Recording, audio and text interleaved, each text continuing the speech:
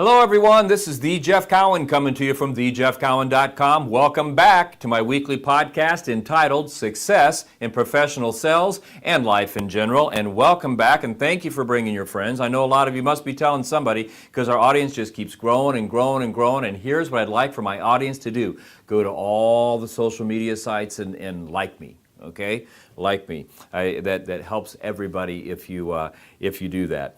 Well, we're back this week with another exciting meeting here, and it kind of tags on to the one we did last week. Now, remember we did one last week, and it's how to do an online meeting with a product like GoToMeeting or a webinar or something like that for your clients. And there was a part of that, if you remember, I said that after you do the presentation, so you've scheduled it, you've got the client on the line, you've made your presentation, everybody's done what they're going to do. Right, and so you sign off. So now it's just after the meeting. You remember that last week I told you that after the meeting, it's wise to take 10, 15, 20 minutes and critique what happened. Now, that seemed, when I said that, it got a lot of response from you and from you in the audience there, and you were asking, well, what do you mean critique what you just did? And then a lot of people, wrote in and said, well, even if we get the deal, you want us to critique it? And the answer is yes. Absolutely. So since you had so many questions on it, I wanted to delve into that part of what we talked about last week, and that is after you make an online presentation. And this is not only good to do when you make an online presentation, this is really good to do anytime you make a presentation. Anytime you make a presentation, it's good to do what we're getting ready to do. But like we said, to keep it with last week, we just got through with our presentation. So I'll tell you what, let's just open up. We just got offline doing our GoToMeeting. Right? So this is the steps we're going to do after that. Here's what this meeting is going to look like. We just walked out of somebody's office. We get in the car. We're driving away. These are the steps that I'm going to do. We meet in somebody comes to our office. We make a presentation. They leave. These are the steps we're going to take. Now, you don't have to spend a lot of time doing what I'm getting ready to suggest here. Again, it depends on how well the meeting went, how well it didn't. I mean, I've done these meetings, I'd say the average one lasts maybe 15, 20 minutes. I've done them where they've lasted an hour. I've done them where they've lasted 5 or 10 minutes. So here we go. We've made a presentation to one of our clients. The clients are gone. Here's some suggestions. Now, first and foremost, if you can, and this is not always possible, but if you can, you should always try and have somebody with you in a presentation. I love having people sit in with me on my presentations. And the reason I like doing that is in case I miss something. They can be there to kind of nudge me and say, don't forget this. Or maybe I misinterpret a question that a customer asked me, they can get me back on track. And I've always basically just discovered that 2 sets of eyes and 2 sets of ears are better than one. I can't tell you whenever it's possible to have somebody with me, by having somebody with me, how much time it saved me, how much embarrassment it saved me, and how many deals it's gotten me because I'd misinterpreted something or I didn't hear something or the like, or I forgot to take a note down. So it's important, if you can make this happen, to make it happen. And let me tell you how far I take it. I not only do it with my presentations, when I'm making a presentation to a prospect to hopefully get them to invest in my product, I do it at all my workshops. I do it every presentation I make when I'm doing a workshop. At each break, there's always somebody with me from my company. They come over and they tell me what's going on. We have all kinds of sophisticated hand signals, why I'm making the presentation. If I'm going too slow, if I'm going too fast, not talking loud enough, talking too loud, overexcited, underexcited. And then on the first break, we'll meet and just very briefly for 2 or 3 minutes, how's it going? Why would I do that on a day-long, 2-day workshop? Because it's better to find out at 10 o'clock in the morning on the first day of a workshop that things aren't going well than it is at the end of the second day when you could have easily corrected it. But back to what we're talking about here. So I've made a presentation to a prospective client about my products. I'd like to have somebody with me in the room. The meeting just ended, so with that person, here's what I'm going to do, okay? First and foremost, you have to, and I mentioned this last week, the first step here is you have to be comfortable with people critiquing you. Now, this seems to be the hardest thing, especially when we have bosses involved, we have managers involved, we have owners involved. They get a little bit turned off when one of their people critique them because, boy, I've been sitting in the chair for a long time and, who can tell me how to do the job and blah, blah, blah, blah, blah. And they got these big egos. You know what? In selling, it will kill you to have a big ego. I mean, I love it when my staff critiques me, as long as it's not mean-spirited, and it has to do with what we're talking about. What do I care? I mean, it's all about getting the deal. It's all about pleasing the customer. It's all about making sure the customer gets what's promised and what they need to move forward. So if somebody wants to tell me after a presentation I talked too slow, or I talked too fast, or I was funny or too funny or not funny, I don't care. I'd rather know that now than make 5 or 6, 7, 8 more presentations to a client to buy a product and make the same mistakes over and over. So you have to be open to critique. Number 2, you simply ask everybody in the room sitting there with you, whether it's one person, 2 people, 3 people, how did it go? Just how did it go? All right, now, if you're a boss, always reserve your comments for last, by the way, but you just ask the group how it went. All right, and force the issue, because when we first start doing this, especially with subordinates, they may be a little shy in critiquing the boss. So encourage it. Well, because a lot of times you'll say, "How'd it go?" "Well, I think it went okay." Especially if you get the deal. "Well, I think it went okay." Well, so you liked what we did here? Okay. Well, when the customer asks this, did I interpret that right? Kind of get the conversation going, but reserve your critiques until they give yours. Now, just on a side note, time out. Let's say that you can't get somebody to sit in the meeting with you. Record it and critique yourself. Record the whole thing, critique yourself. You can also do that. So, number 1, you got to be comfortable with critiquing. Number 2, you just got to ask the question, everybody in the group there, how'd it go? Number 3, ask the group, what would they change? Okay, what would they change? Did we go too fast? Did we go too slow? Did we not have the right people in the room? Did we not have the right slides in our PowerPoint? Did we not have the right demonstrations? Was the video? What would we change? All right. Number 4, how would we change it?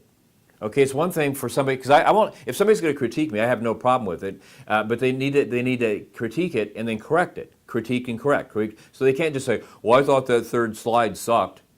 Well, what do you mean it sucked? Well, it just sucked. Well, what was it about it? So obviously you didn't like it. You felt it hindered the presentation. So what would you have done? What would you have had on the slide? How would you have presented it to change it? I want to know. Help me out here. It's all about getting the deal, right? Okay, so how would you change it? Now, so we got 4 of the 8 things we're going to talk about here. So but before I give you the next 4, I want to stop here for just a second and talk about these 2 books. We got graduations coming up. We got a lot of young people coming out of high school. They don't have college plans. Maybe they're not sure what they want to do with their future. This book right here, Write Service, Write Your Own Paycheck, give it to them. I mean, we've got an auto industry right now that is begging for service advisors right now. It's a great sales position. And even though these people coming out of high school, 18, 19 years old, 17 years old, I've seen many of them go into that industry and succeed at these young ages, 19, 20, 21 years old. I mean, it's a position that pays an average of $65,000 a year, and 20% of the people doing it make $100,000 a year with no college degree. Have somebody coming out of college, maybe they studied business, don't know what they want to do, not quite sure. That'd be a great book for them. It's a blueprint on how to go out and get that job. This book here, what I've learned from attending over 35 Indy 500s, it's lessons in sales, motivation, management, leadership, and life in general. Another great one for any graduate, degree or not, to read. You can get both these books at Amazon.com or thejeffcowan.com. They come in paperback, they come in hardcover, they come in audio, they come in all kinds of stuff. Great books. Get them. You'll love them. And if there's nobody graduating, then you know what? You've been working hard. You've been working hard. I'm here to tell you, you've been working hard. Get one of these for yourself, especially the indie book. That book's flying off the shelf. They think we got a bestseller here. All right, so back to this. So after the presentation, all right, like I said before I got started, if you can have somebody in the room with you that can listen and help you out, fine. If not, record it. And then we said, number 1, you got to be open to critiquing. Number 2, how did it go? You ask that question and get people involved that are in the room. Number 3, what would you change? Number 4, how would you change it? Now we're ready for number 5. Who's going to change it?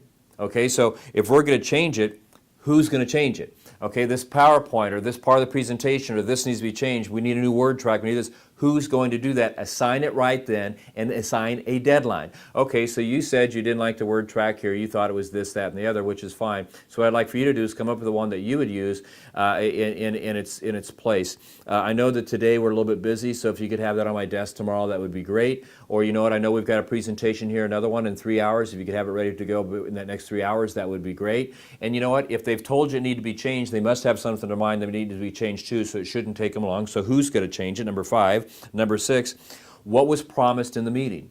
Okay, everybody has to, what did we promise? When did we say we were going to deliver it? How did we say we were going to deliver it? And somebody, whether it's you or the note taker in the room there, and maybe you're all taking notes, you make a list of what was promised. Number 7, who's going to deliver that to the client? Is it you is it you? Is it one of the subordinates? Is it the rep that's involved? Who's going to deliver it to the client?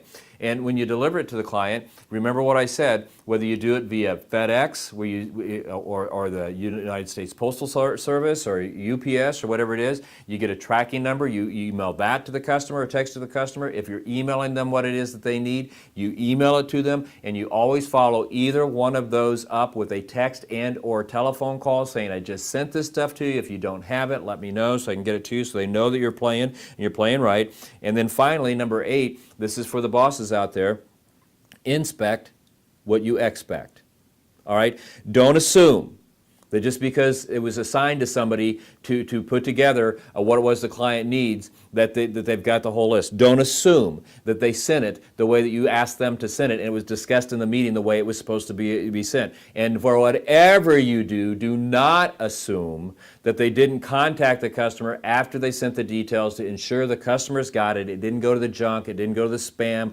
Inspect what you expect. I don't care how long your people have been with you, and there's several ways to do that. That's a whole other meeting in itself. It can simply be you walk over and say, hey, 2 hours ago we told the client that we'd get that information to them in 2.5 hours. Have you got it there? Is it about ready to go?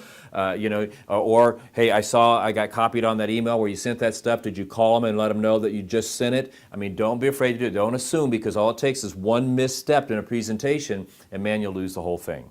So last week we talked about how to make an online presentation. Today we talked about the benefit of having a quick meeting after a presentation, whether it's online or in person. It allows you to correct the situation. Now, if anything needs to be corrected, it allows you to correct it, make sure that things are tight, make things are there, so your next presentation, you're not making the same mistakes, the mistakes that may cost you sales. This is all about getting the sale and being the best you can be. You cannot critique yourself too much and meet too much on these things.